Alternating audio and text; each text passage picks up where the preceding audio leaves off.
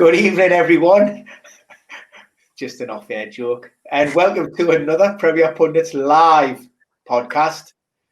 This is an exciting one we have in store. Mr. McKenna, my esteemed co-host, has pulled the trigger and already activated his wild card. And by judging by that smile on his face, he's one very excited young man. Oh, I tell you what, Ben, I always look forward to these broadcasts with you. It's always one of the highlights of my week, if not the highlight. But this one is going to be an absolute banger. It's going to be so fun. Talking about the wild card, we've gone through yours already this season. My one's not going to be as differential as yours because, I don't know, I play it safe, maybe a little bit boring, but I'm trying to boost my rank because I've not had a few good game weeks here. But we'll talk through the team in a second. But I do have to start off the show with, a few questions about injury news. But first and foremost, we got to ask, how did your team do last week as you tighten up the button? I don't know if that's because you've done well or because you're ready to get angry about getting all serious, mate. Getting all serious. Game face. Last week. No, I mean, it wasn't the best night, to be fair. I've had back-to-back disasters. I think I was 8 points below the average. I think average was, 62? So I think, about 54 points. Hugely disappointing. Some big names just haven't delivered. Sonny out there so far. Timo Werner, probably the pick of those. Could have easily on another day have had at least a couple of goals. Mate, I actually had quite a big slide. I've dropped out of the top 2 million. How bad is that? I'm at 2.3 million.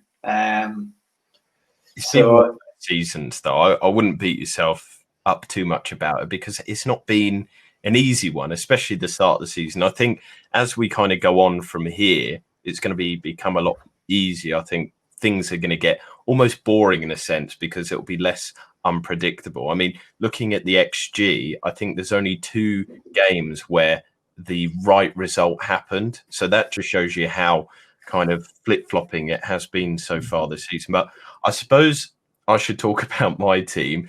And, well, I got a very specific point score, which is a little bit spooky, a little bit scary.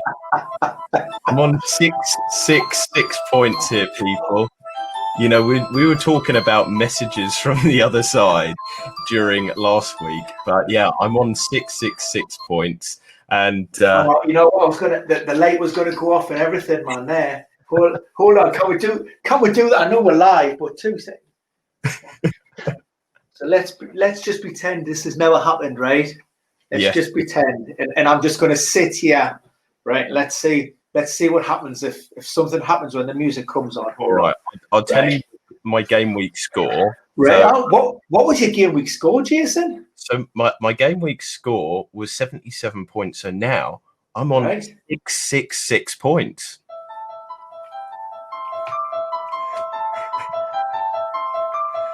Oh no, Ben, what's happening? We seem to have summoned something dark here. We were talking about spirits at the weekend. Oh, there's something going funny on here, Jason. We should do the thing where it just cuts out. It goes to a black screen, and then everybody be worried. Except I've just got crump. Oh no! I've actually got crump as well. Oh, the spooky tune of The Exorcist there for people. I mean, look, spoiler alert, it was just me remote control light. Oh, there you go. That ruined the scares of it all. I was seriously worried for you there. It's a little bit late for Halloween, isn't it? But we should be in the Christmas spirit. But it's definitely a spooky scoreline to have. And in terms of it, it does mean that I've got a green arrow. I've gone up to 460k. So, at one point during the game week, I was complaining that I'd only gone up 30,000 rank. But a green arrow is a green arrow, Ben. And, kind of going into this game week here with a lovely wildcard play. But after that funny little introduction there, which we planned, although we didn't plan the extra bit that you went the extra mile. I just went Capella. What can I say? Solo, going rogue. This is why you're such a maverick. But we do have to talk about some injury news here, and this does affect my wildcard just a little bit. So the main headlines are Antonio, has he got another setback? Fernandez, a rotation risk because of Ole Gunnar Solskjaer's comments. Wilson fitness update. And if there's anything more that you can bring to the table. So let's start with Antonio, Mr. Perennially injured, but also so good in the Project Restart. And, since he's been playing this season, he's looked good. What can you tell us about this really weird unfolding story? Is it weird? Is it weird? I'm not sure. Have I missed a weird Wayne story? I mean, we understand or expect Antonio to miss out. David Moyes wouldn't be drawn on a definitive answer with regards to the striker's fitness, but he did allude to the fact that he still isn't back with the first team squad and training normally, and there's an expectation that he won't be ready.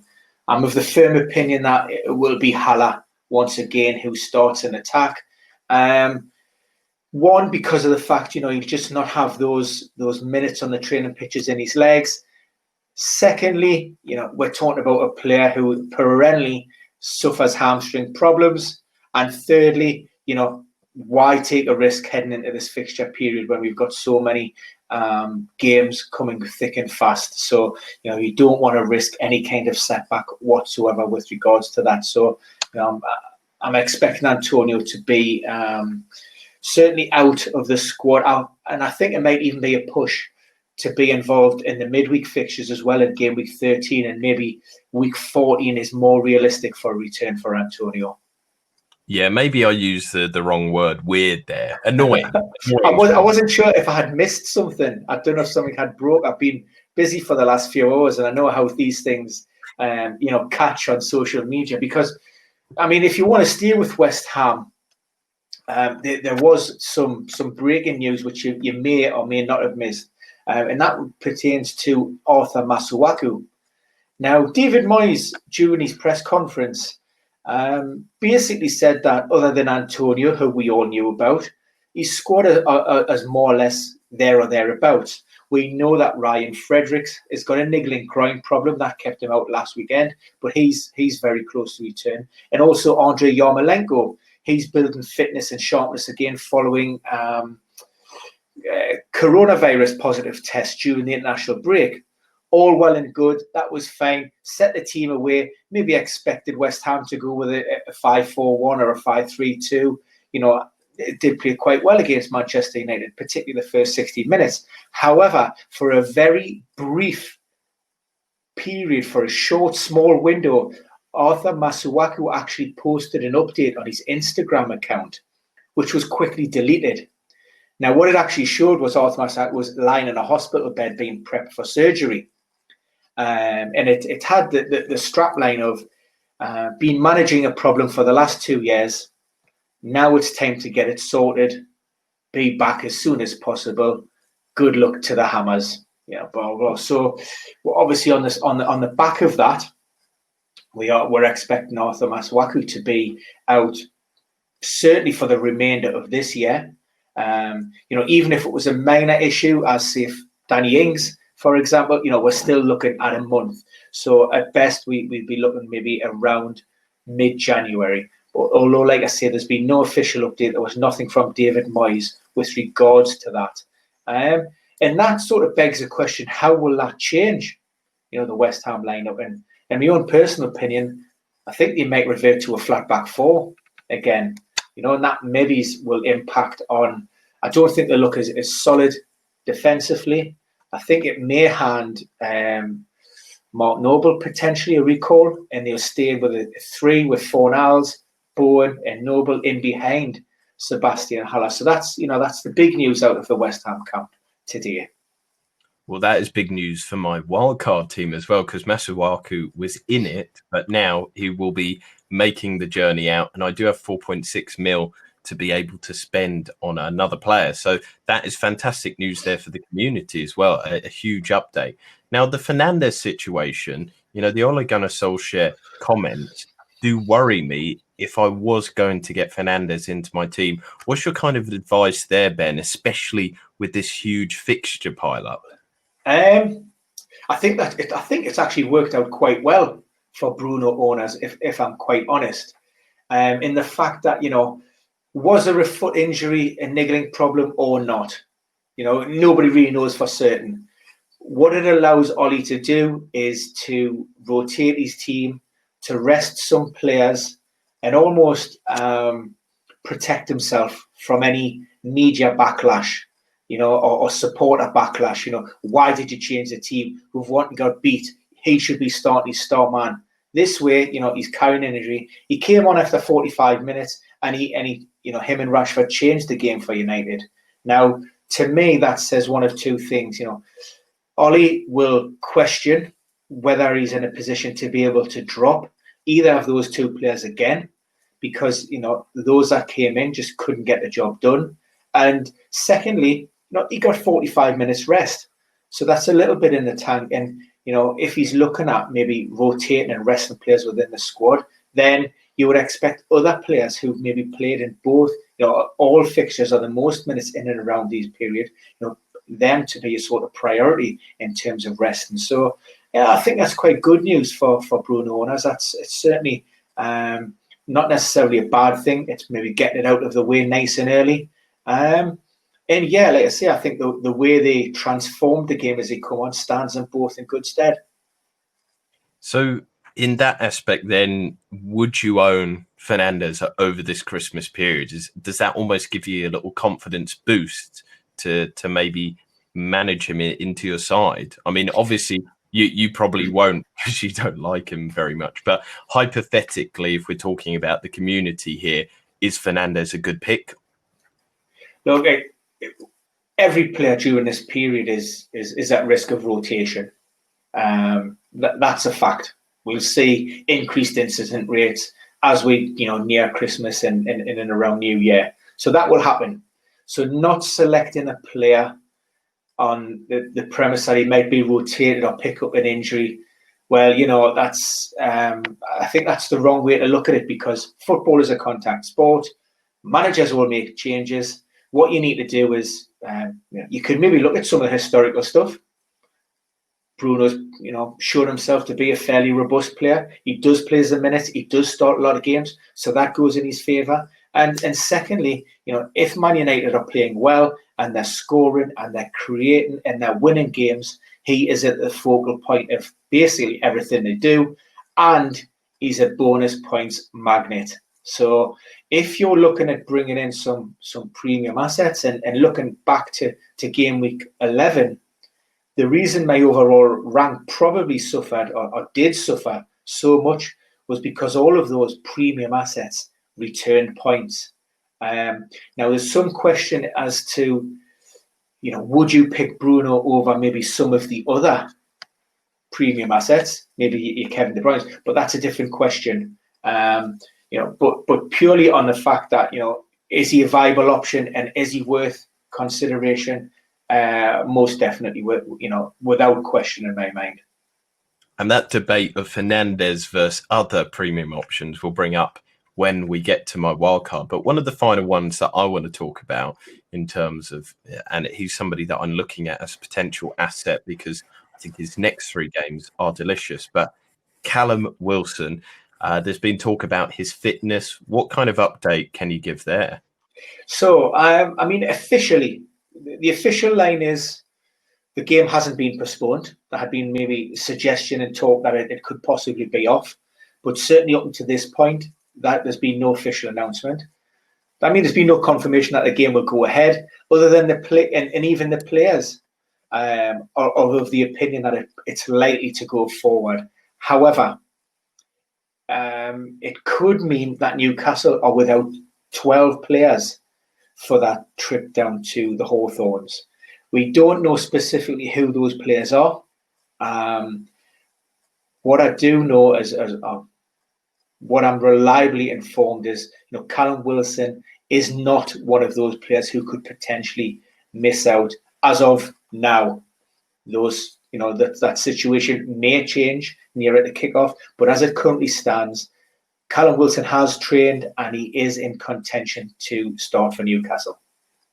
Well, that is excellent news, because I think he's a pretty hot property to own at the moment in the community, and I think the rest will have done him and the Aston Villa assets quite well there. One final point that I wanted to talk about was actually something that I did read in The Athletic, and the headline was "Every Premier League team bar Villa pressing less this season." I just wanted to ask you, do you think that is a tactical thing to say players, buying in maybe to your Espirito Santo kind of belief, or is this due to lack of fitness this season?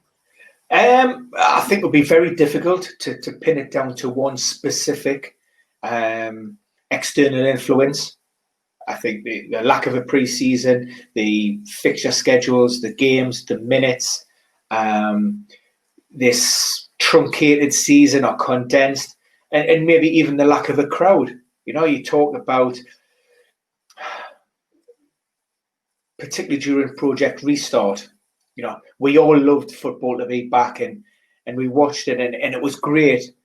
But was it the same without the crowd? It wasn't the same intensity. The pressures on the players, on the management, on the backroom staff aren't exactly the same. Subconsciously, or consciously, we're all going to go out on that pitch and we're going to perform to the best of our ability. We're going to give 100%, and that shouldn't change. Subconsciously, you're thinking, well, if I do make a mistake or I don't make that run, I haven't got 50, 60 or 70,000 people on me back telling us, what went wrong. And I think there's elements of that creeping into the game as well. Also, as well, we touched upon this during last night's Lay Fitness Test podcast, and it's a great point, really. Not only do we, coming off the back of a condensed pre-season where players maybe aren't as fit coming into the season, but because of the way the fixture schedule has been, players will be undertaking very few training sessions, during this. When you're, particularly those teams involved in European football, they're playing 3 matches a week. So really it's about recovery, rest, and maintenance work. So once you get out of that pre-season program, as it were, your levels of fitness are slowly on the decline, and it will just keep on going down and down and down, because you're not able to put the levels of performance aspect training into your legs, because you haven't got the opportunities or the time to be able to do that. And there will be elements of that which are reflected on the pitch in terms of maybe the number of high intensity sprints undertaken, or even the distance covered by certain players.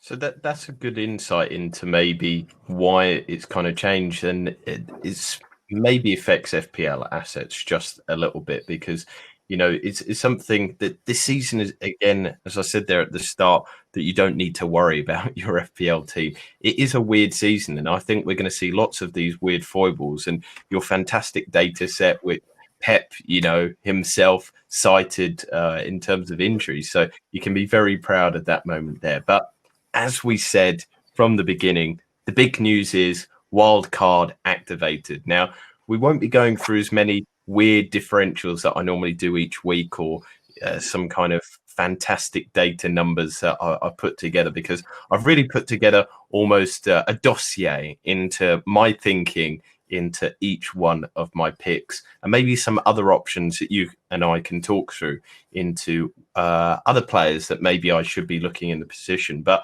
I think one of the ones that we don't really need to spend too much time worrying about and looking into is the goalkeeper. I think McCarthy's fine. No need to really explain this one.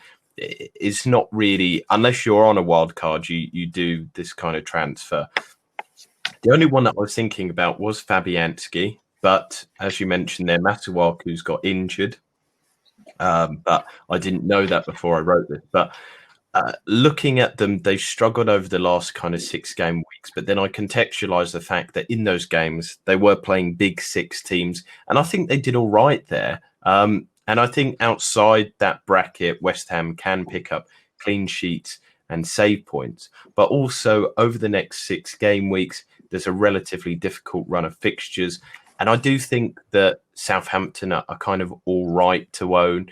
I mean, it's just the goalkeeper. I think he'll pick up save points and the odd clean sheet here and there. So I don't really need to think too much. He's probably the best 4.5 goalkeeper to own in the game, apart from maybe Martinez. But even Martinez has gone so much up in price. I don't need to worry too much about that. So I don't know if you got any kind of thoughts and opinions if I should ditch McCarthy, if I should go bigger, or just leave it at that, basically. I don't see any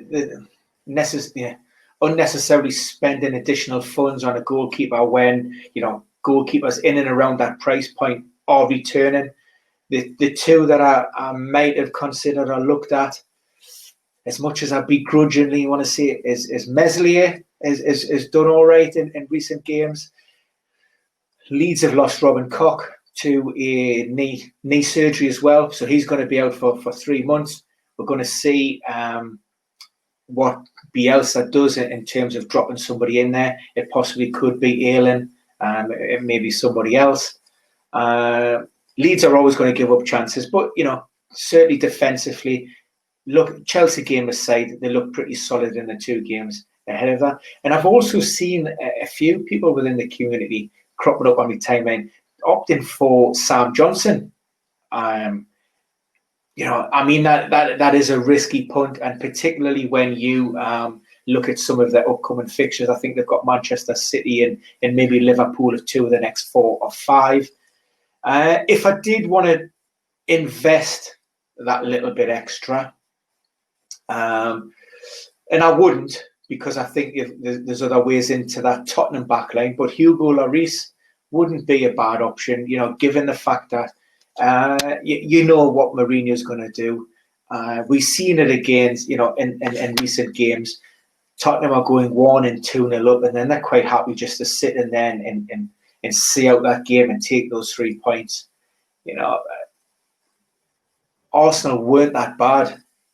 The scoreline wasn't necessarily reflective of the performance, particularly in the second half. But like you say, they're just playing into Tottenham's hands, and given their lack of confidence and clinical edge in that attacking third, they were never really likely to give up a goal, Tottenham.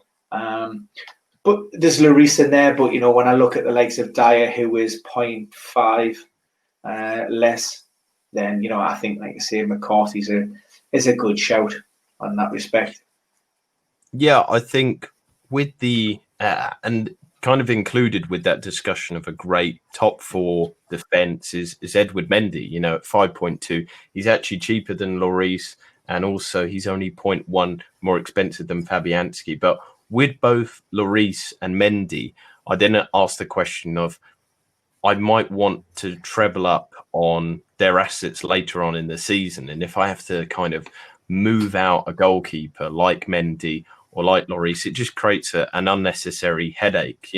Later on in the season, it might be good to own Kane, Son and Reguilon, because he's great attacking asset as well. Or it might be James, Ziyech and Werner. I don't know. But I was really tempted with both of those as well. I do like the shout of Lloris. I think Tottenham are going to be so strong at the back this season that they're looking really good, and their data. Although in terms of it, Chelsea are probably the best defence to look at. Tottenham have the 5th best XG conceded, whereas Chelsea are top and Man City are close as well in second. So it's a good debate. I'm happy to save the money, like you said there, Ben. So let's move on to the defence there.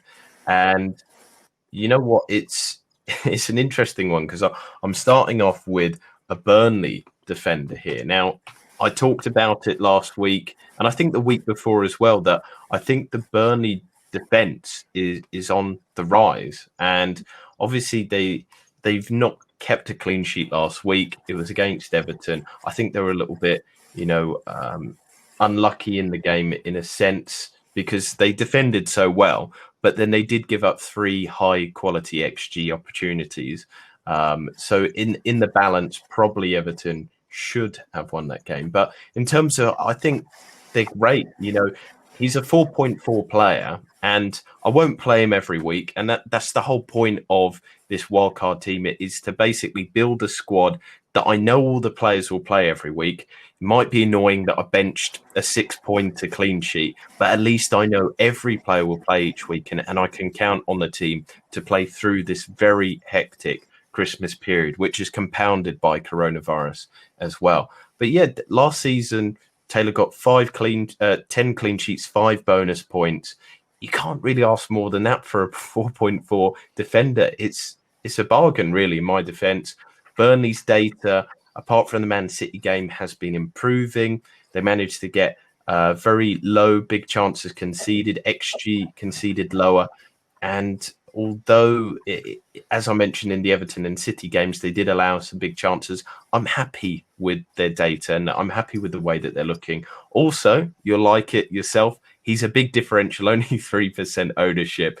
And I'm sure you lick your lips at that low level of ownership, or even Loughton as well. I mean, they're both interchangeable, but Burnley have really underperformed so far this season when their historical data has always been overperformance. So we can probably expect them to at least match the data now, which is low goals conceded, but not many goals scored.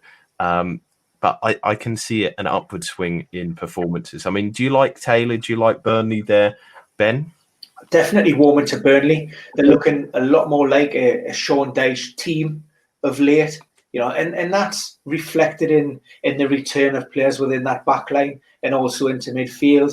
I think if you maybe get Chris Wood or Ashley Barnes or Jay Rodriguez firing again, that just eases a lot of pressure on that back line. When those players aren't scoring, there's a lot of pressure on that back four. And I think, with the 1 or 2 injuries and them not scoring, that was reflected, and there was almost a nervousness around. But like you say, you take Manchester City out of the equation, who can do it to any team, by the way, then Burnley have looked a lot more organised, a lot more solid. And yeah, look, at that price point, and like you say, guaranteed minutes and never far away from a clean sheet, then yeah, there's a lot to like about them. Yeah, and they also give you the ability, because they go with kind of low chances created, not very high quality, allowing the opposition. There is the opportunity there for bonus points. So I think it's a fair own. Like I said, I'm not going to play him every week, but at a 4.4, I think there's a realistic chance that they could pick up points. And the other final point with the Burnley team is they've got a pretty good run of fixtures now. Looking at the fixture difficulty rating, they're actually second. They've got Arsenal up next, which I think is probably the most difficult in the run, apart from Wolves. But even then, Wolves and Arsenal aren't the Wolves and Arsenal of last season or even before that. They're not getting as many goals, they're not creating as many chances. These are 2 teams that are actually in the bottom half of XG and chances created.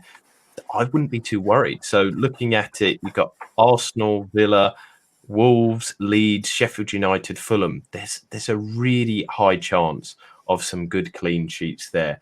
So moving on to my next defender, and it's Reece James from Chelsea. Now, people are going to be throwing this at me saying, you're just getting the bargain, Chilwell. But I think for me, it allows me a little bit more leeway to put money into my team. I accept that I'm probably a bit late to the Chilwell bandwagon. And in many senses, I'm too late. So I'm not going to go there. And I think that James actually has produced such good data that he will likely get a high amount of output this season. Maybe not as high as Chilwell, but there's also some underlying data that says that he's as good as Chilwell. So just kind of looking at it, we don't really need to go through the Chelsea team individual data because they've looked so good. As I said, with the Mendy discussion, they're the best this season in terms of XG conceded. They're fantastic. But looking at him himself, the individual data, Reece James actually has the 7th best XGI of all defenders, which is higher than Chilwell's, and he has more chances created than Chilwell.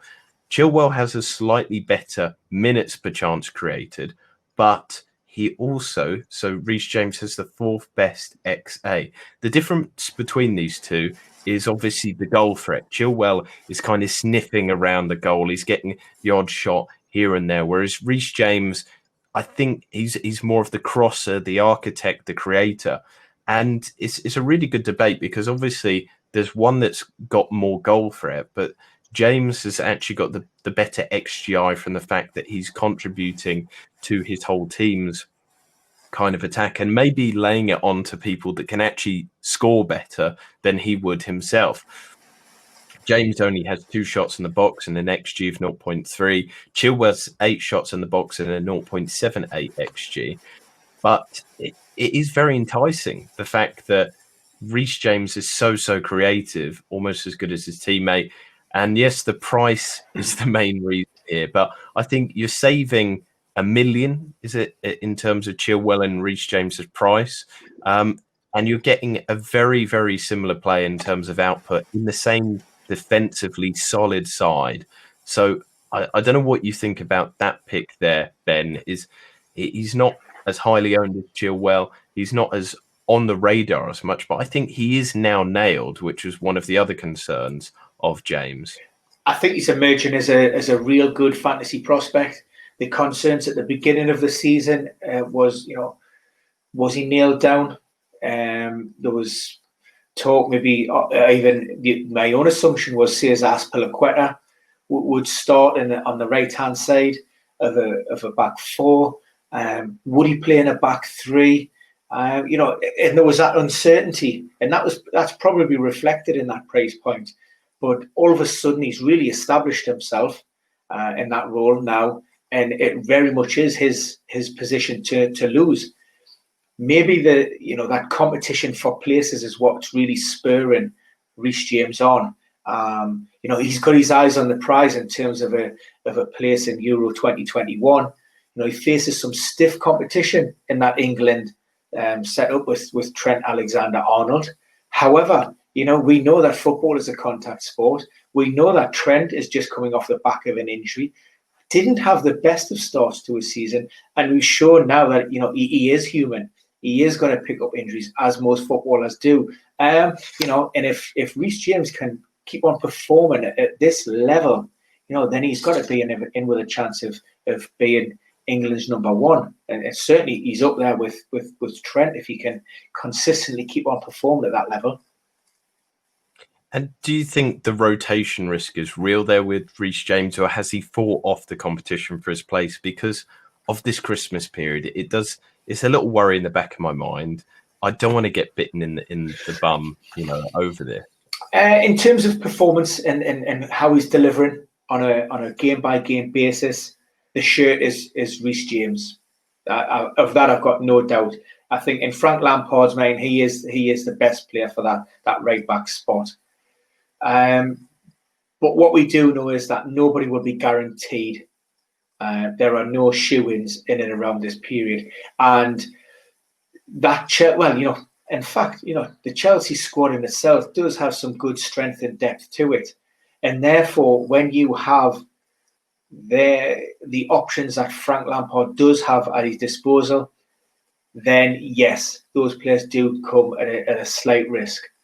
I think it would only be the odd game.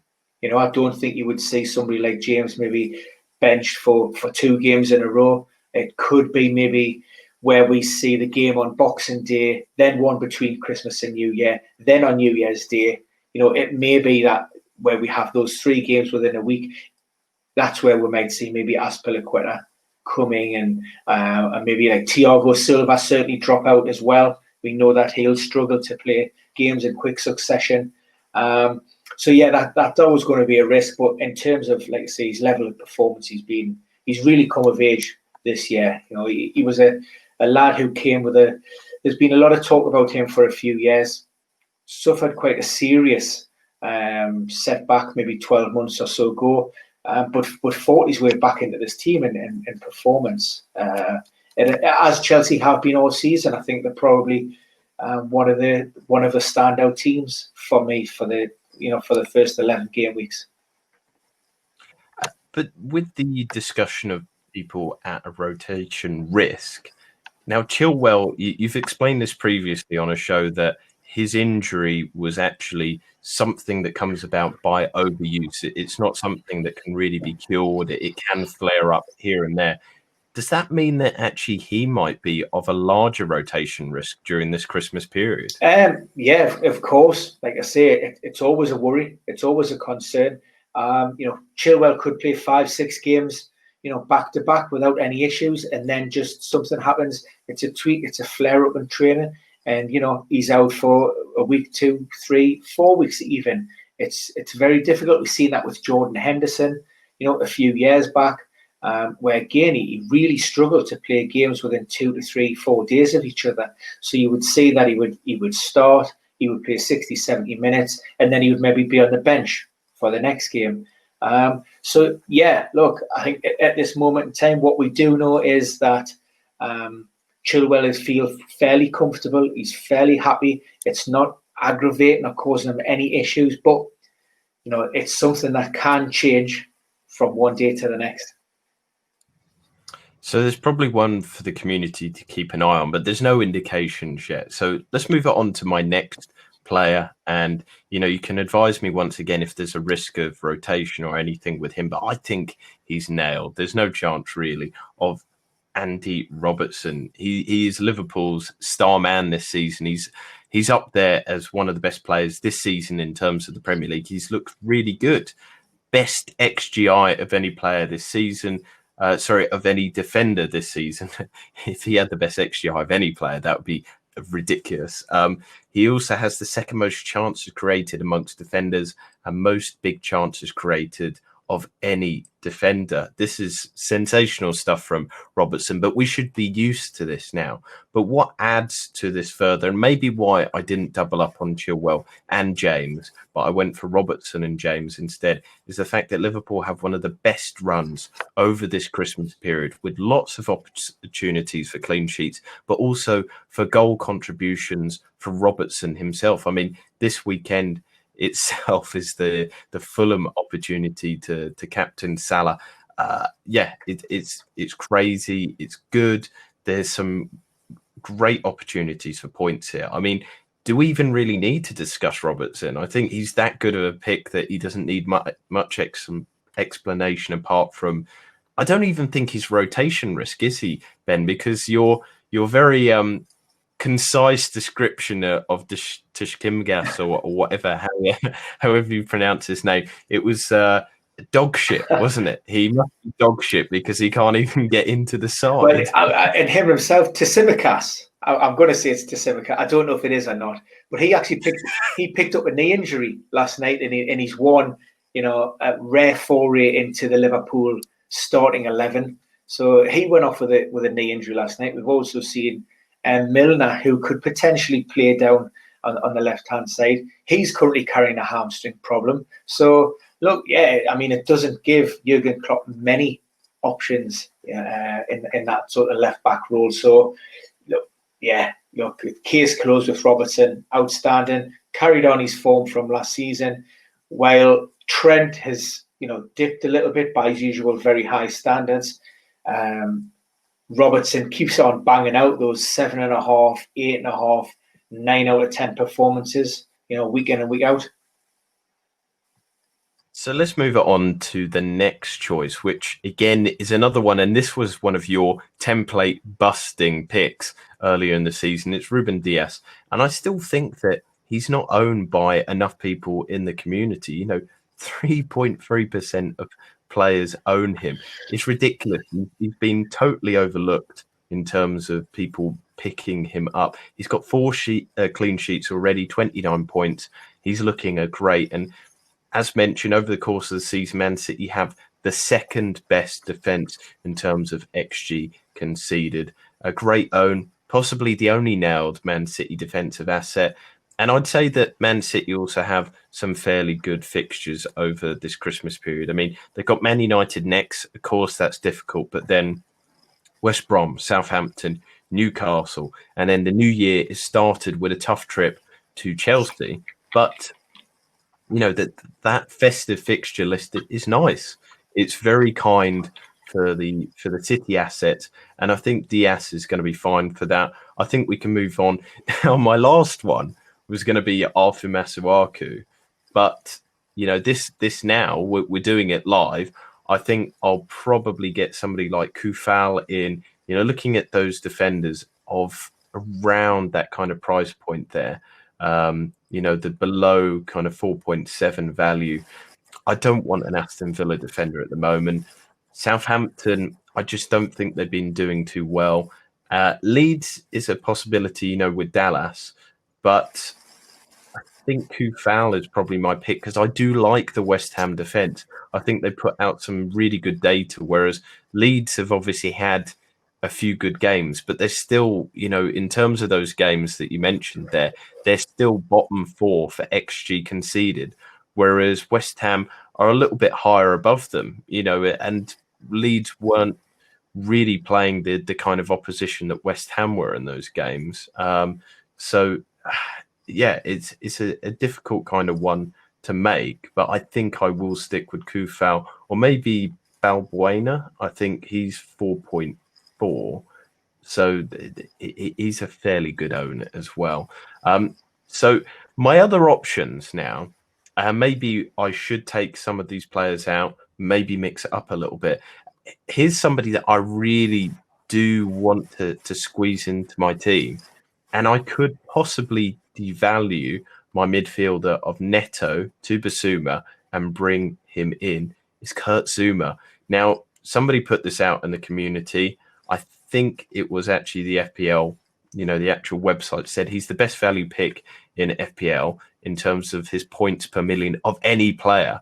I mean, that in of itself just attracts me so much. But I mentioned this last week in the live podcast, was that Chelsea, along with Southampton, are the two most potent teams in terms of set pieces. And Zouma is one of the best aerial duelists in the Premier League. So kind of looking at this, I think this is a great opportunity, you know, to bring him in. This is his time to shine. And he's really, you know, carpe diemed it. He's really seized his day. He seized this opportunity in the Chelsea team. I know that you were very critical of him during his time at Everton, and he seemed to have a mistake in him. But maybe it's the coaching of Lampard. Maybe it's the players around him. Maybe Thiago Silva has rubbed off on Zouma. But he's looking good in terms of defensively and attacking wise. 4 goals already this season. And a lot of people go, well, he can't keep it up. And I don't think he's going to score a goal every game. Maybe not even a goal every other game. But if he scores a goal every 4 or 5 games, on top of his clean sheet ability, you know, that is a realistic possibility with a team that is doing so well on set pieces. Do you think that I'm missing out a little bit with not having Zouma in as this goal threat that he is? I'm sure I read or heard that Zouma is the highest scoring centre-back of all of the Europe's 5 major leagues. And I love a defender who offers attacking returns.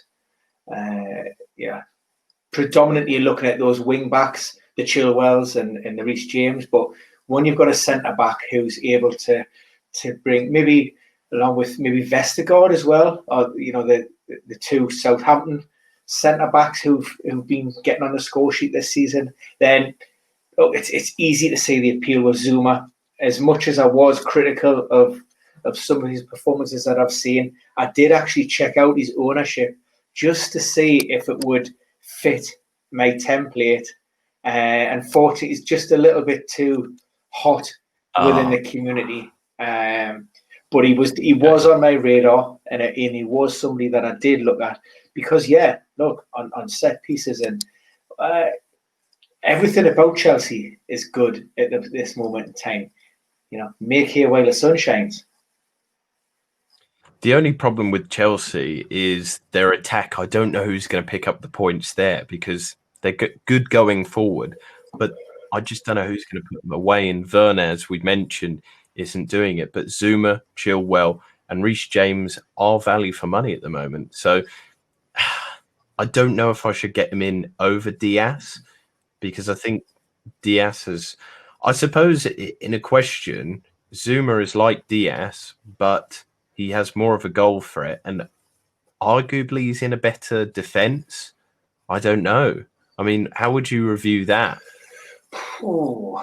It's tough. I mean, Manchester City have seemed to settle, into their season now, into their stride. Performances of late, both in an attacking sense and defensively, look a lot better. We've seen John Stones come into that City backline with Aymeric Laporte being the player that's been overlooked. Before the ball was kicked this season, you would never have expected that in a million years. And maybe that is the kick up the backside. Maybe some of these players needed from Pep. There may be that arrogance, that belief that they were maybe undroppable by Pep. And even within the community, we sort of thought that, particularly with Laporte, the only risk we really seen was, again, around busy fixture periods, and would he be rested because he could pick up injuries? But Pep's come out and said, look, no, it's what's happening on the training pitches will determine who my start 11 is. We've seen Kyle Walker drop out of the side. We've seen Cancelo miss out to Mendy. So there are a lot of options in that City backline. And I think, collectively, Pep in Guardiola is getting, he's maximising those performances. And I do like that about City at the moment. But Frank Lampard, is in a very similar situation at Chelsea. There are a lot of players. You've got Christensen seems to have dropped off.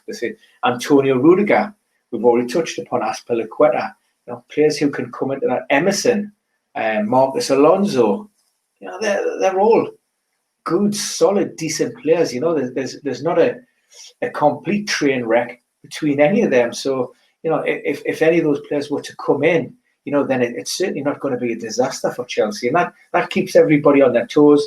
It means that the intensity within training is high, and everybody's looking over their shoulder, knowing that if I don't perform, then potentially I could be out of that starting 11. Yeah, but the kind of focusing it to Zuma and Diaz. I mean, if you were to pick between one of the two, then Diaz has obviously got 29 points all season. He did come to the club a little bit later, but Zuma's up there with 67 points. The reason for me keeping Diaz in over this period is the fact that he does on the kind of fixture difficulty rating have the better fixtures. Whereas Chelsea, I'm not saying that they'll lose any of these games, but Everton have Calvert-Lewin, who's been on fine form. Wolves on their day can cause a bit of problem.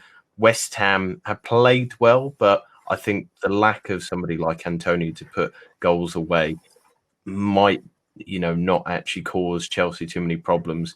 Arsenal, I'm discounting them as a threat. And then Aston Villa have been the buoyant team this season, but it's away at Stamford Bridge. Chelsea will be at home.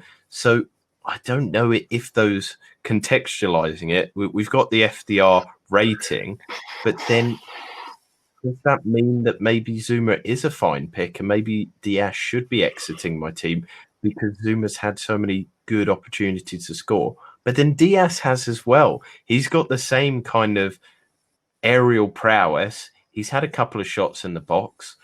I mean, I tell you what, it isn't. It's a tough call. It is a real coin toss. I'm sometimes a little bit reluctant to maybe double up in defence. And with you already having James, then maybe I would prefer to spread my options, and have somebody in City. Even though I have Diaz and Cancelo myself, it's not something that sits very well. It depends where your confidence levels lie. If you're wholly confident that Chelsea are going to perform well, keep clean sheets, then double up. But I think the safer option would be Diaz. Okay. No, I do buy into it. And I think if it was a debate between, doubling up on Trent Alexander-Arnold and Robertson, I'd probably say get both in if this was last season, because, you can double up on them because they've got the kind of double edge of goal scoring, assisting, but also they will get clean sheets. Whereas Zuma, he's not kind of nailed to get that. Whereas Diaz is probably the same in that aspect, that they're both low likelihood to get attacking kind of returns, but it's still there. And I do agree, it kind of removes a little bit of the threat of one goal can sink 2 clean sheets in one game week. So I do agree with that. Now, the next question is Dier or Reguilon. And again, we mentioned these two, and I think Dier and Reguilon are both great picks. Tottenham defence, we don't really need to go into that because we've covered it a little bit. But should I be kind of fitting them in? Because, and this was the big point, was this was the tough period for Tottenham, and they've come through unscathed at the top of the table. And as much as it hurts me as an Arsenal fan to say, they're looking really good. The question is obviously, Dier will save you 0.5 or 0.6 mil, and he's really lowly owned. He's a proper differential there. Reguilon will get you more attacking points, but I think with Reguilon, I do question whether he's worth that 0.6 more, because at the moment, with the difficult games as well, Tottenham aren't really attacking like they were. Obviously, Son and Kane are doing their bits, but they're sitting deep, counter-attacking. But Reguilon hasn't had the chance to be a creative force. He was a little bit earlier on in the season. Maybe when Tottenham play lower down the league teams, Reguilon would kind of be let off the leash again when they have a bit of an easier fixture run. But at the moment, I do ask myself whether Dier is fine to own, because Reguilon's going to get probably the same amount of points. So would you be considering either of those ahead of any of the options that are presented to you? Maybe, a Diaz again, or bump up Taylor, because I do have the option with my midfield of Neto. I could devalue him and put it into another defender. I agree that there's question marks over whether there's any justification in that 0.5 rise between Reguilon and Dier. So for that reason, I would be going Dier. And I do like Tottenham, and I do like Mourinho's. It's not very pleasing on the eye, but I like his philosophy. You know what you're going to get. You're going to get the wild drilled. I suppose the big question for me is, do you see that 0.5 from Taylor maybe to Dier, or 0.6 or whatever it is? Now, is there value there? I don't think you're going to get anything really from attack returns from Dier over the course of a season. Anything is a bonus. So it'll purely come down to clean sheets, and who would you expect to do more, to do better, to deliver. And me personally, I think I would stick with Taylor, and I would stick with Neto for this moment, as much as I do like, because I just. Again, Wolves are going through this transitional phase, and I think Neto could be one of those players that does benefit, in the absence of Raul Jimenez. And there's nothing wrong with Taylor. If it was somebody who was, let's say, a bit of a train wreck, then yeah, but Taylor's going to get, I think, his fair share of clean sheets. So I think it's worth just sticking with that and maybe keeping what you've got. Yeah, that's very well explained, and it's a huge consideration that I have, and this is why Neto's in there. I think he's almost a wild card in my wild card. Somebody that I don't expect to get a lot, but I'll be happy to play him in certain games. This weekend he's playing Aston Villa. I think he can do all right there. In the medium to longer term, it's a difficult run for Wolves, but they can turn up against these big teams, and he's going to be spearheading that attack. He's an important member of that side.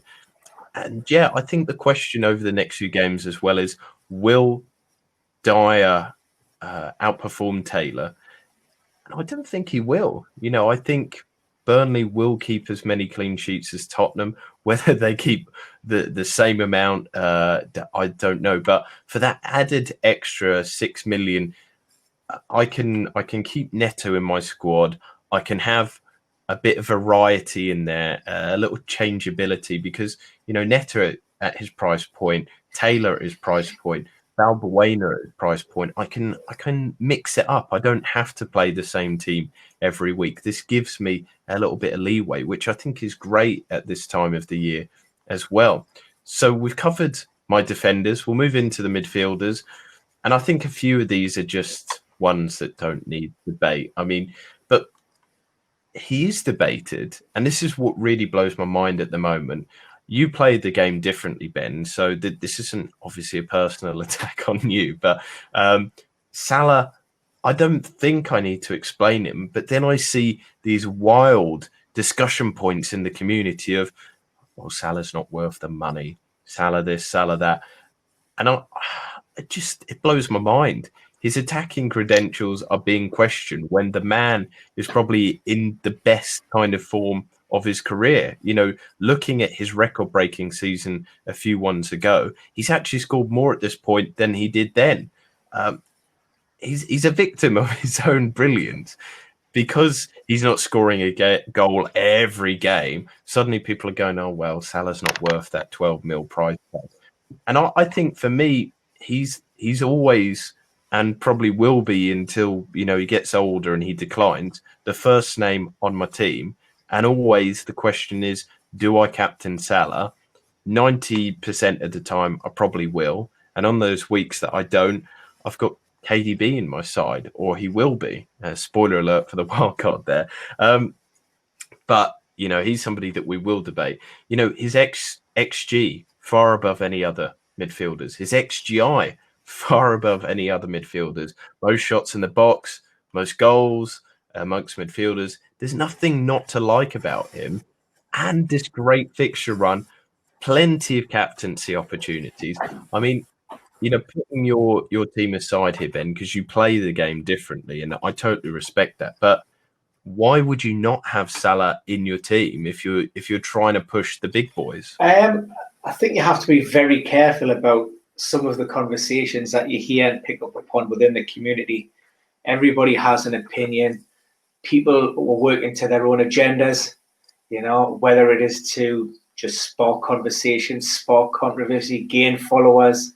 But the fact of the matter is, there hasn't been a better player within the Premier League for the last few seasons.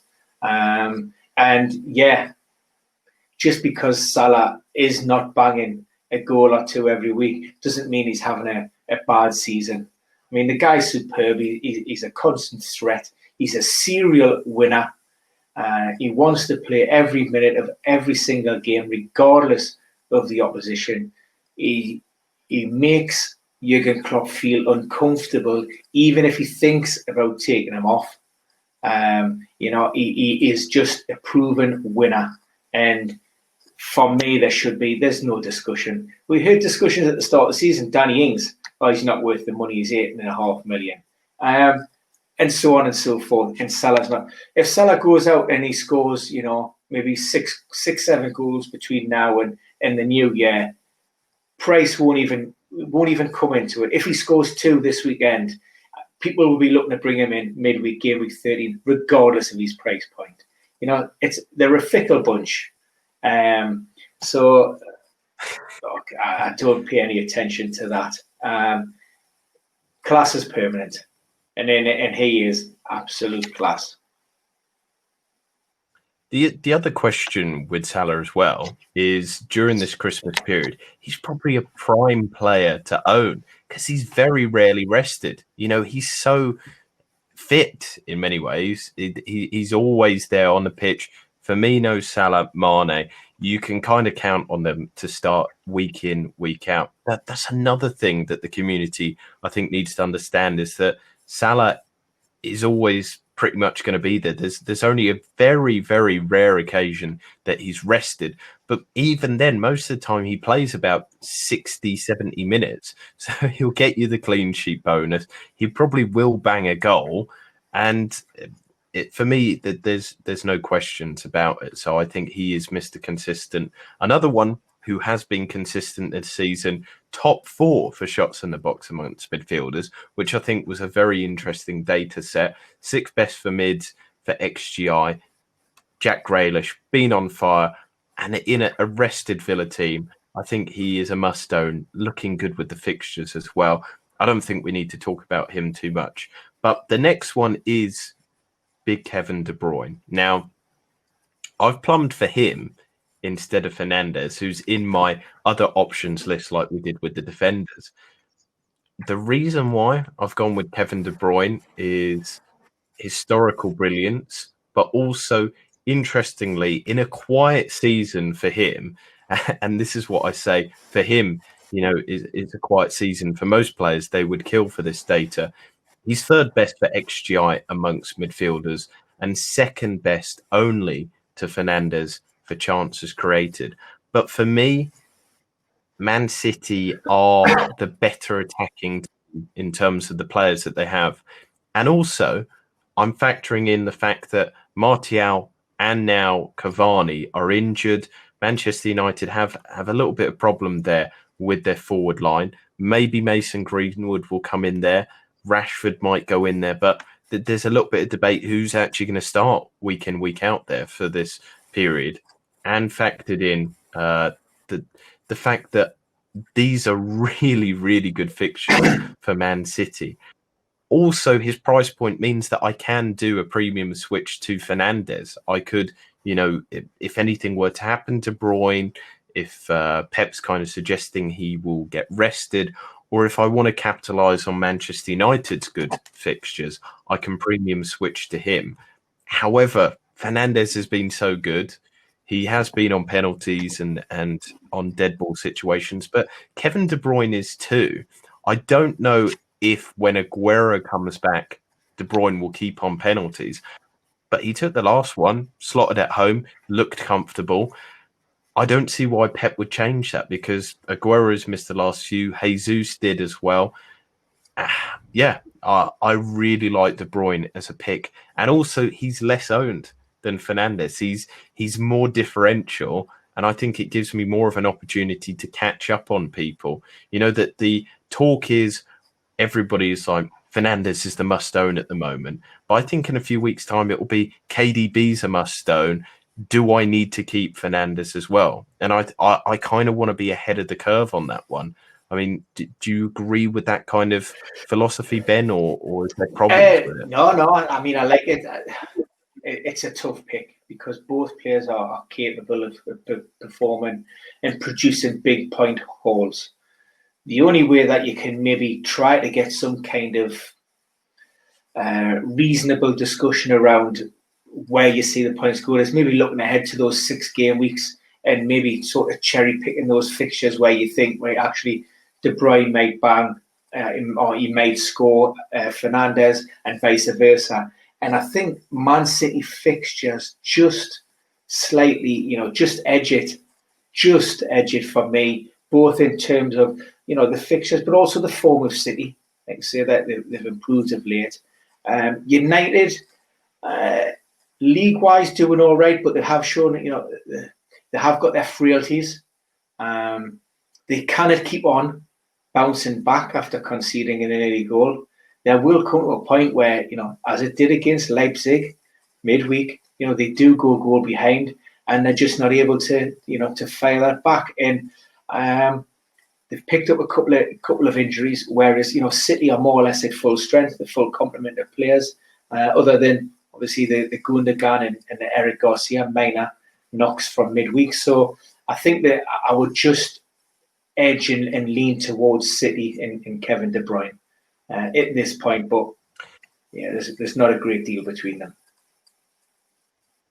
It's also the Man City style of play, I think, garners the opportunity for high quality chances, whereas Manchester United doesn't lay on, looking at their data over the last few game weeks. So we'll put a 6-game week limit to kind of show almost the trend at the moment.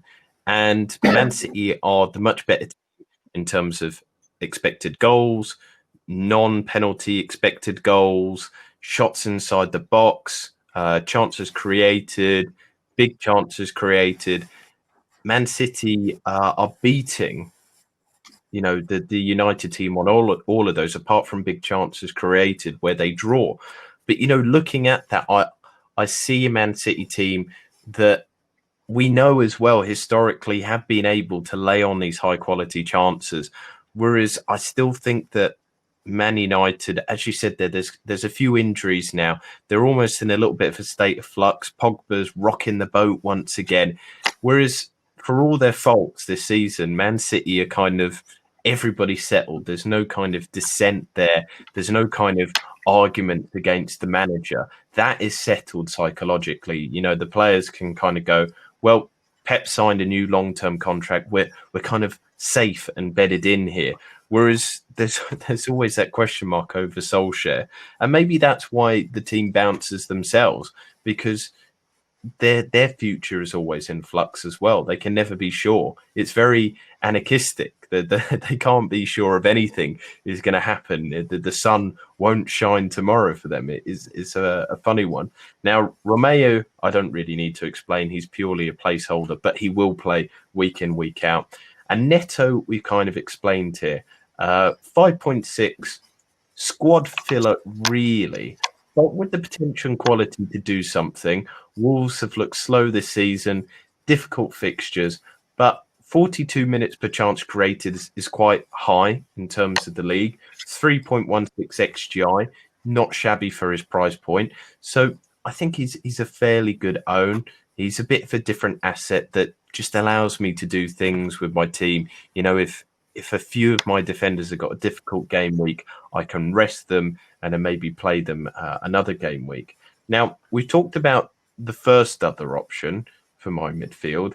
The other few, we'll start off with the more obvious one, maybe the more boring one, but maybe the more sensational one is Son. Now, my worry is Son has just been on such good form. But the flip side for me is that Son is playing Liverpool, Leicester, Wolves in the next 4 games. Now, he has done well against Arsenal, against City, but he's played in a deeper role. And I think, the same Son-Kane kind of link-up has been great. But I look at De Bruyne, I look at Grealish, I look at Salah, and I kind of go, their ceiling is going to be much higher. As you said yourself, Ben, Tottenham are kind of happy to go 1-0, 2-0 up. It's the traditional Mourinho way, and that's why he's so brilliant. That's why he sees kind of games out, because he doesn't need to do too much. It's a safe scoreline. And I think, once Tottenham get 1 or 2 goals, then that's it. Whereas Man City do go for the jugular. They'll go for 5. They'll go for 6, 7, 8, 9. They don't really care. They love just the goal, the football, the pursuit of excellence. And Salah is only 1 or 2 game weeks at any time away from a hat-trick of returns. I mean, last week he got a double up of returns, a goal and an assist. So for me, I think it's a good one to own. And obviously, Son is quite more pricey than Grealish. So I don't think they can be even included with that. But also, I think with Son, I'm keeping Kane for the whole season unless something happens. And he gives the coverage for Son. Almost every goal or assist that these two players have had has been from the other. And I think it gives coverage there. It hurt me a little bit last week because Fernandes, mucked me over by not coming on. And if I'd kept Son, I would have been fine. But I think also the final point with Son is he is streaky. And we've seen this historically. He'll go through a great run of fixtures and then he'll blank for 6-7 weeks.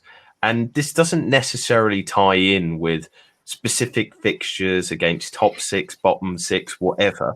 It just happens. He ebbs and flows. And that's the kind of player he is. You know, this could tie into the kind of fact of the old Pochettino way. Just sometimes, you know, when you press and play and give your heart like that, you kind of do need some downtime. And Tottenham depend on him so much that he can't have that. Whereas with Kane, even when Kane has a quiet game, he can still pop up and score against anybody and everybody. And Kane does that. You know, when he's on form, Kane is the best striker or second best striker in the world. Whereas Son, he ebbs and flows for me too much. I mean, do you think it's a worry that I don't have Son on my side, Ben? No, I think for me, all of the players you mentioned, you know, if we're talking about, you know, ideal world, the scenario where we've got no budgets and we've got no limitations and we can pick whoever we want. You go to Man United, you pick Fernandes. You go to Manchester City, you pick Kevin De Bruyne. You go to Aston Villa, you have your Jack Grealish. You go to Tottenham, you pick Harry Kane. You know, Son is a great support act, but really Harry Kane is up front and centre for me. And he's always going to play second fiddle to Harry Kane. You know, like if Harry Kane isn't, you know, firing on all cylinders, he's on penalties. You know, he's on set pieces on occasions. He's always a threat. With Son, like I say, I think a lot of it will come down to his form and his confidence, and that's why he maybe dips in and out of games. And he's so heavily reliant, or has been really, on Harry Kane as well. There's seen moments of individual brilliance in Harry Kane, whereas Harry Kane doesn't need to rely on form, doesn't really need to rely on anybody else.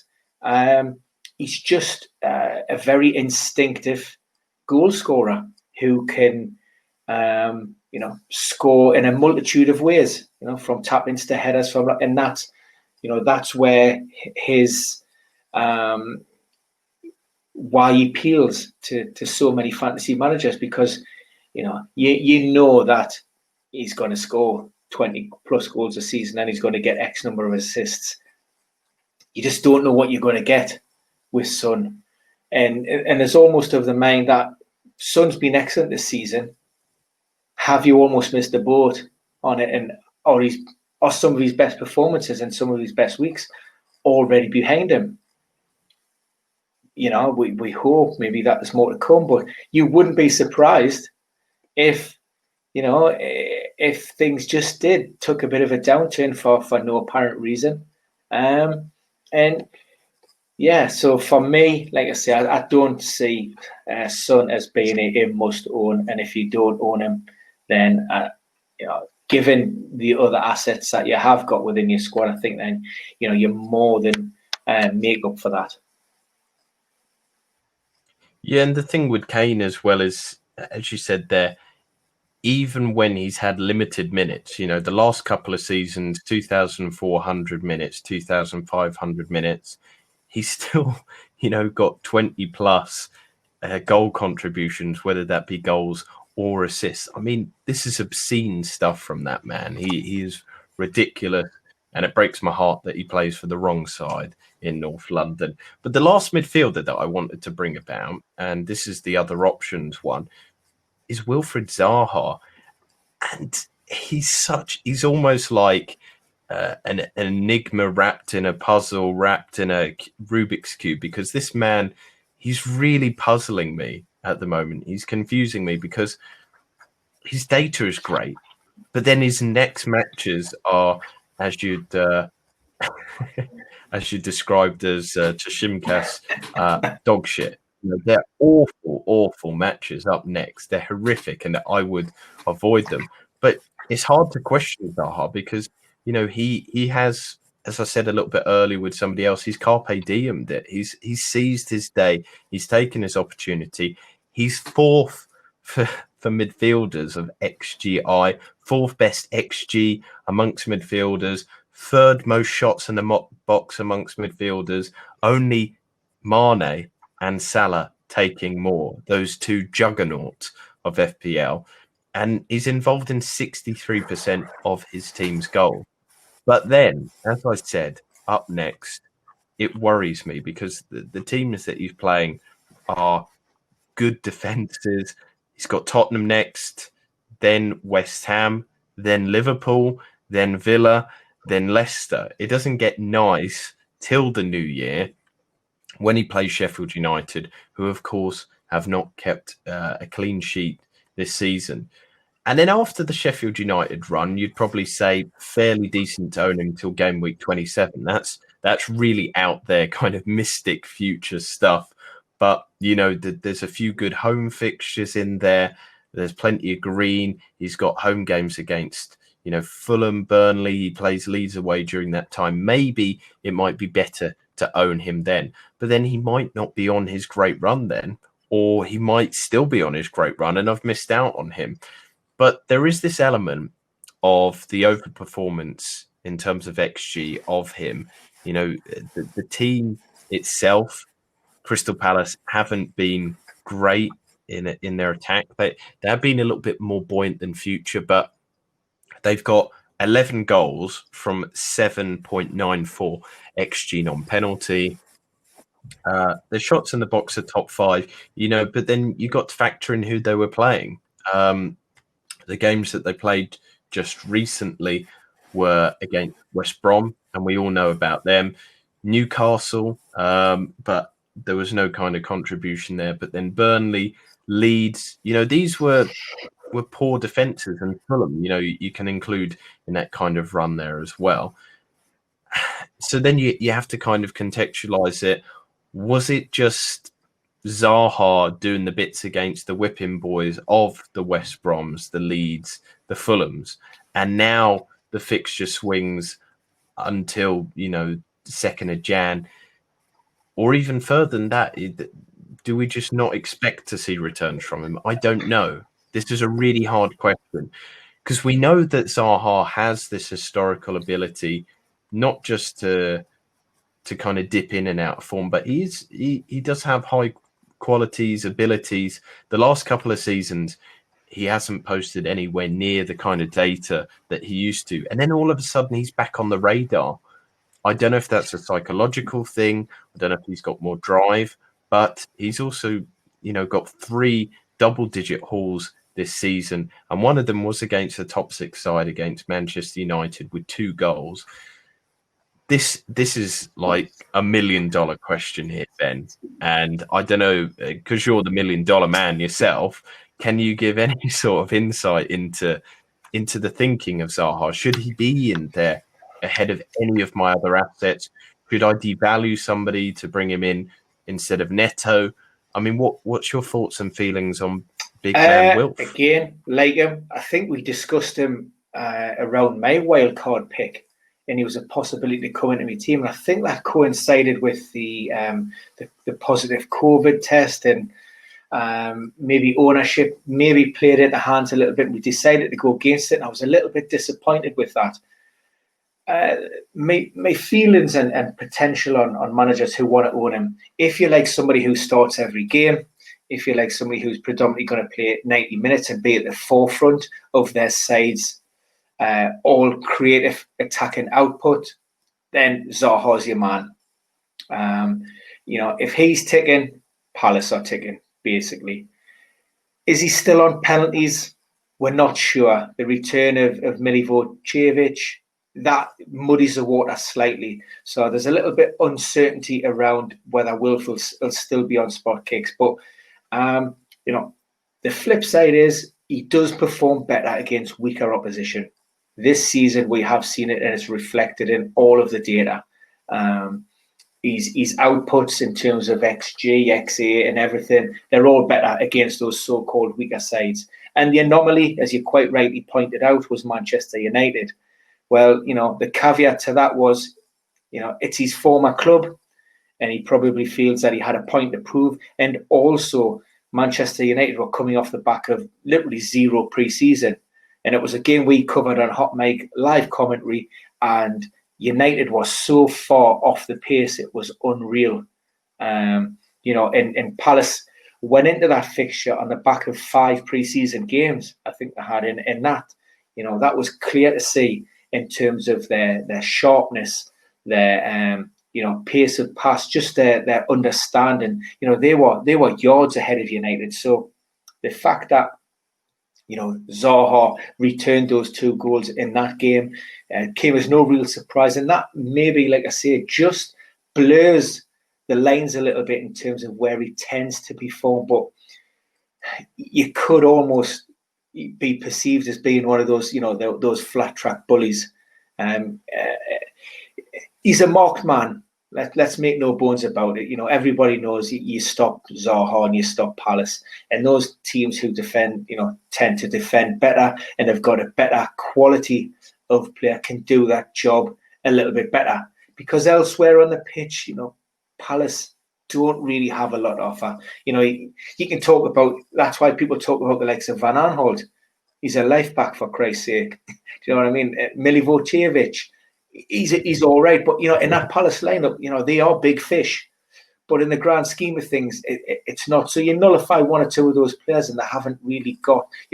You can afford maybe to, put 2 men on Zaha and leave maybe an Ayew or a Benteke, or because they're not going to score goals. Maybe 9 times out of 10, like Zaha will do. So, but we have seen Zaha perform a lot better. And I think we've mentioned it. He just seems to be playing with a smile on his face. He's been heavily linked with moves. He's been hankering for a move away. He believes he deserves to be on a bigger stage. But almost I feel as if now there's almost an acceptance. Well, I'll go out and I'll do my thing. And if I'm putting in those performances and I'm delivering, well, that move will come along regardless of whether I want it or not. The teams will come sniffing, and the teams will be prepared to pay the big money for him. So let's move on to the strikers, the last kind of bit of my team here. And first of all, we've gone through Kane, season keeper. Say no more. We don't need to talk about him. Now, these 2 next strikers, some of them are being ones that we've maligned. We've blocked them on our WhatsApps because it's just got too heated, and we said something.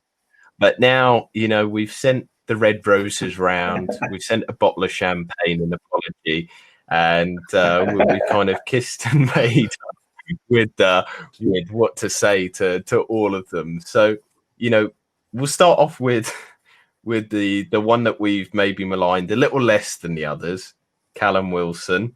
And of course, the first big point of Callum Wilson is he's the teammate of Joe Linton, and Joe Linton is the man. So it'd be daft not to get somebody that plays alongside Joe Linton. I mean, we should probably get him in, but that's too obvious. We like to be a bit different.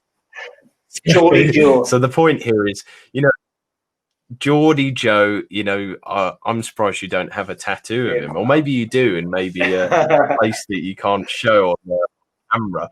But yeah, Wilson, he wasn't a move that I was keen on, and at the moment, I would say I'm indifferent towards him. Neither do I like him or dislike him, but in the short term, I think he's a great punt, and he's a pretty good price as an enabler as well to maybe put the money in somebody like Danny Ings, once he's got up to full speed. That 6.6, I can maybe take a bit out of Neto, somewhere else. You've got yourself a Danny Ings. But yeah, Wilson obviously is the shining light in the Newcastle attack, probably is the talisman. Attacking data for him is quite good. Individually, he looks all right. Team data, not so much. And this is why, previously I said go for Watkins. But what I would say is that Wilson's got the better fixtures in the next 3. And maybe, people call me out as that's really short-termism. But this is maybe where sometimes FPL's won and lost, is seeing little opportunities like this. And the fact that it's 3 fixtures, it's not 1 fixture, I'm giving him a little bit of time. And I would point to the fact that I gave Sterling maybe too much time earlier in the season. So, I'm not kind of knee-jerking over this. He's playing the 3 worst defences in the league over the next 3 games. West Brom at home, Leeds away, Fulham at home. These are, for any striker is a really kind of fantastic opportunity. But for a striker that is in pretty hot form, the talisman of his team, and is rested as well, he'll be playing against tireder legs. I think this is a real good opportunity for anybody. And his 15% ownership is pretty low as well. Slightly differential in many ways. I wouldn't say like a huge one, because a lot of people are on him already. But, he's still not in these 20, 30, 40% ownerships. He's not, one that's in every team. And I think for that, it's worth the risk. As I said, I can get in Watkins. I can get in Ings. I could even get Calvert-Lewin in.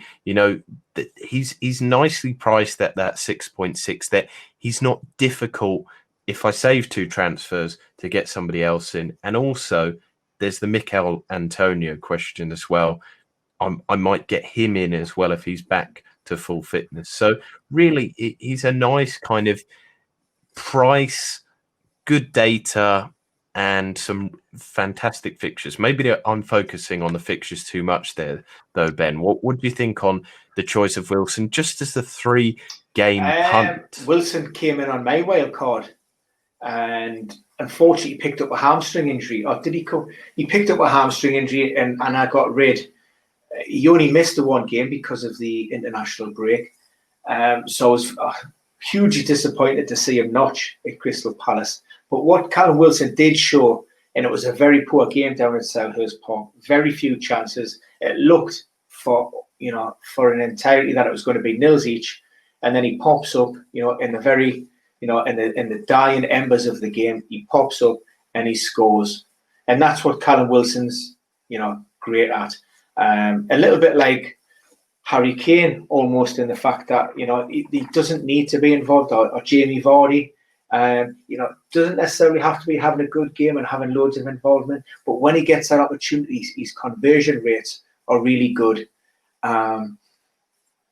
If we were playing in front of crowds at St James's Park, rest assured that Callum Wilson would be a hero on the terraces by now.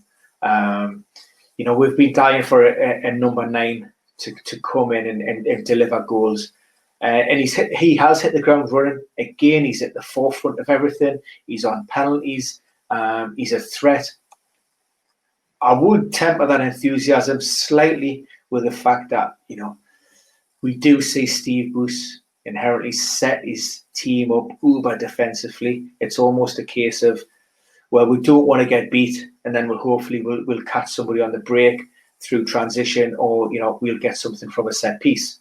That's the worry. But if Newcastle are going to score or pick up something, then it's going to be Callum Wilson who's going to be in and around, that box and getting you points. So I do like Callum Wilson. Yeah, I would say over the course of the season as well, maybe somebody like Watkins, Ings, Calvert-Lewin are the better picks. But this is purely a short-term, really kind of quick punt on him, because I think this is the perfect opportunity. I've got the wild card. I can kind of do something like this, a power play almost to boost my rankings. And if it doesn't work out, it doesn't work out. I won't kick myself in the foot over it, because I've got the wild card. It's a free transfer, so I might as well try. These are the kind of opportunities that you have to take to look at it. Now, the next one that we've really, had to, oil over, butter him up, whatever you need. It's the B word. I've got to say it. It's Patrick Bamford. I know.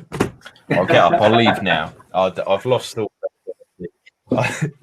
No, Bamford, I mean, he's still not good, which is really annoying.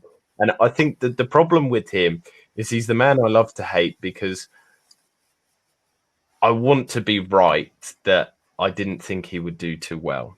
And what we're seeing is he's not doing too well, because if any other striker, I mean, if Wilson was in that lead side, he'd probably be on 20 goals already for the season. I mean, Bamford, he needs 3 or 4 or 5 chances, good chances, to be able to score a goal.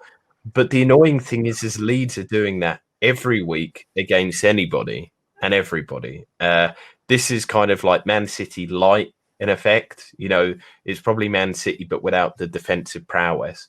And that's what's annoying, is he's getting almost world-class efforts laid upon him. The team necessarily isn't world-class individually, but the sum of their parts is amazing. You know, they're one of the best sides attacking in the Premier League. They're probably, you could class them as Champions League in effect, in the way that they attack, and relegation in the way that they defend.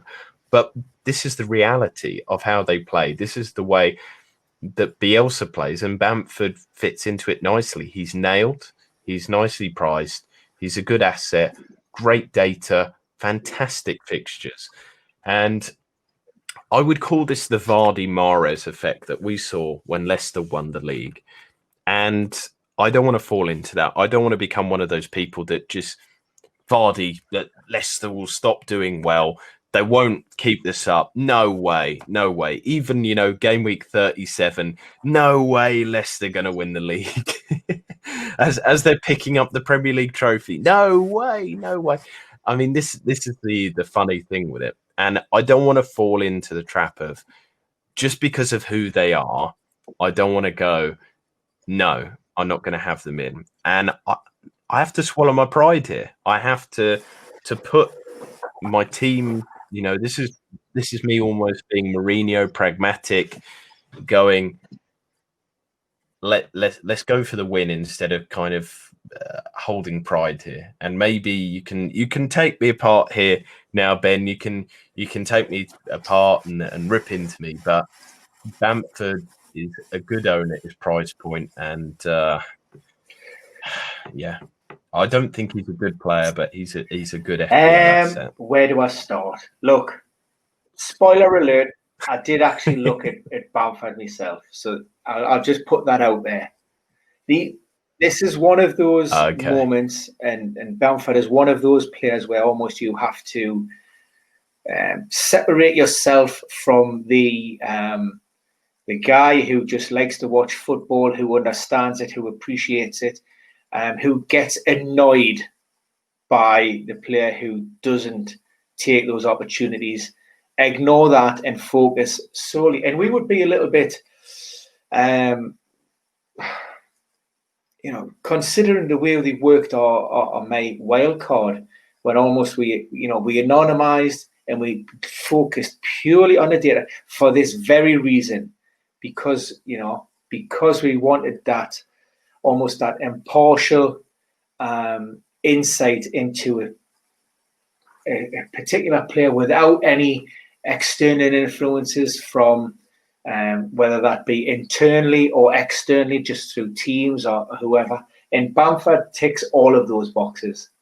Like you say, he's a player I don't like, I don't rate, I wouldn't have in my team on one side, but on the other, you look at his data, you look at the team that he's playing for and the opportunities that he's creating, you look at his price, and then you think, well, it's a no-brainer, because even somebody as bad as him will return points, and he has done. And in his defense, and this is nothing personal, I'm just looking at purely from a fantasy perspective. Look, he's done really well, considering he's surpassed my expectations, and he probably feels he has a little bit of a point to prove as well, given the fact that he maybe didn't perform as he would have liked last time he played in the Premier League.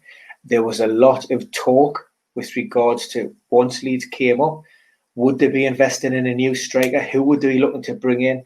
Bamford isn't good enough. Leeds need to get rid of him. But you know what? Marcelo Bielsa's, he's kept faith. He's stuck by him. He plays very well in that system. And, he's repaid that in bucketfuls so far this season. So, yeah, as much as I begrudgingly hate to admit it, it's a very sensible and solid FPL pick. Yeah, this is the point. It's It's sensible, it's boring, it hurts, but sometimes the best lessons in life when you learn is when you admit your mistakes. And I've made a mistake in terms of his output this season. I didn't think that he would get as much, but I still stand by the fact that he's not a very good striker. He's just lucky to be in a very good team. But his work rate is probably what wins it over for him. He's stuck with Bielsa, the man that's given him the opportunity. He's repaid his faith.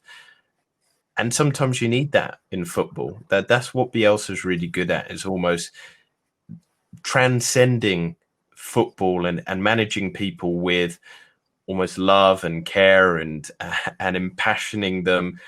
And this is, what Mourinho's done previously. It's this kind of running through a brick wall for your manager. And that's what Bielsa's brought out for him. And Bamford has repaid that debt back. And, they're both doing it for each other. It's an amazing system. Now, the other options that we talked through, already I've highlighted one, Watkins. I think over the course of the season, probably the better option over Callum Wilson. And I'll probably get him in for Wilson at the end of that 3-game run. But, we don't know. I don't want to plan that transfer because anything can happen with my squad. And maybe, I might want to or can go to another player, especially if Antonio is ever fit. Then I'll get him in my side. Now, the other two, I've mentioned Antonio, but he's not really on the cards till he's actually in shape. It's Calvert-Lewin and Danny Ings. And what's interesting is it's probably Calvert-Lewin versus Danny Ings because they're both so reliable as strikers. Now, Calvert-Lewin top for XG amongst strikers this season. And it seems that even when Everton are doing badly, he's still returning. He's still doing quite good. But my problem is that his returns are kind of based on Everton doing well. So he'll pick up a goal, but Everton are losing games or drawing games, and they're only scoring maybe one goal a game. And it seems like he's got a ceiling there. Whereas I think other strikers like Danny Ings, Southampton are pretty free-flowing. They've got their system together. They're doing very well.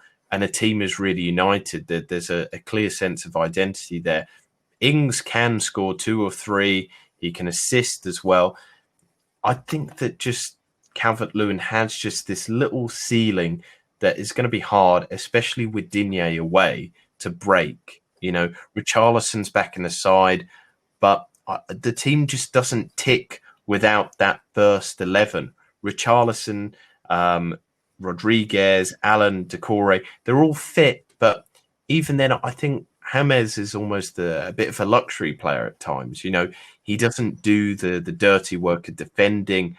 And in many instances, that means that Everton are a number down in situations. Also, the Pickford goalkeeper situation, he's not very good. The Everton defence seems to have good individual players, but they don't click together. And I don't think a striker can do well until their defence is sorted. Will Calvert-Lewin keep it up? I don't know, because he's producing good individual data. But I do just worry with the fact, and I look at team data as well as individual data, and it's still why I'm a little reticent on the Wilson move. I'm still not 100% happy. It's because Newcastle, Everton, both of those teams are not attacking very well. They're not producing great data. And Everton are bottom 3 for expected conceded over the last few game weeks. So yeah, it's a bad one. Whereas Danny Ings, he can turn up against anybody and everybody like Calvert-Lewin. He's a little bit more expensive, but he's so consistent. I think he's a great own, and I'm looking forward to owning him as soon as he's kind of nailed and 100% fit. So I think between that, at the moment, I'm happy with Wilson. I'm happy with Bamford. I mean, would you pick any of those at the moment ahead? And do you agree as well with my kind of look, I on think the loss of Digne is huge. Even though Everton weren't great, they went through that sticky spell when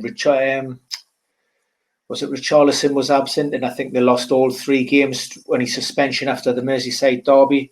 Calvert-Lewin's form transcended those poor performances and fixtures, and he was still notching goals. But at Turf Moor, I mean, he could have had a couple of Turf Moor, and he still looked as sharp as attack. But I think if we're looking over that longer period, I think the loss of those players and almost that downturn in form from Everton will affect Calvert-Lewin more than it will Danny Ings. Danny Ings, we seen his return on Monday night from knee surgery, just spent around a month on the sidelines. Straight back in, scores a penalty.